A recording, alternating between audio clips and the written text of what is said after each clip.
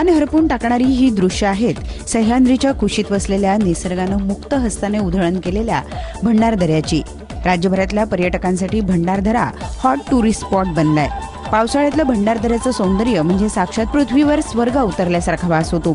धरतीच्या ओढीनं डोंगराच्या अंगाखांद्यावर खेळत येणारे धबधबे पर्यटकांना अक्षरशः वेड लावतात। भंडारदरा धरणाच्या स्लिपवेतून सोडल्या जाणाऱ्या पाण्यामुळे तयार होणारा धबधबा तर अगदी नायगरा फॉललाही लाजवेल असा आहे। भंडारा एक असे ठिकाण आहे इथं टोटली अमेझिंग ग्रीनरी, जंगल आणि मेजर म्हणजे धबधबे। सगळ्यात माझ्या माहितीप्रमाणे खूप जास्त धबधबे आणि प्रचंड मोठ्या प्रमाणात पाणी असलेलं एक उत्तम आणि अतिशय सुंदर ठिकाण आहे।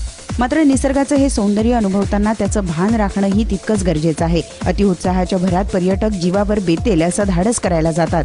ज्या अधिकारानं आपण हे सौंदर्य उपभोगतोय त्याच जबाबदारीनं त्याची जपणूक करण्याची जाणीव पर्यटकांनी जपायला हवी। पुरेशी काळजी घेऊन निसर्गाचा आस्वाद घेतला तर इथलं सौंदर्य अबाधित राहील असं इथल्या अधिकाऱ्यांचं म्हणणं आहे। पर्यटक जे येतात जास्त जोशमध्ये असतात, त्यांनी स्वतः थोडी जर केअर घेतली तर भंडारदऱ्याचं सौंदर्य अबाधित राहील आणि त्यांच्या जीविताला धोका उत्पन्न होणार नाही। बरेचसे पर्यटक जे तरुण मुलं असतात बरेचसे मद्यपान वगैरे करून येतात, त्याच्यामुळं इथं त्यांच्या जीविताला धोका निर्माण होतो। असंख्य रंगाची उधळण करणारी इथली फुलं, पानं, झाडं स्वतःच्या अंगभूत गुणांची चौखूर उधळण करतात। मानवी मनाला खुलवण्यासाठी जणू ती जन्म घेतात।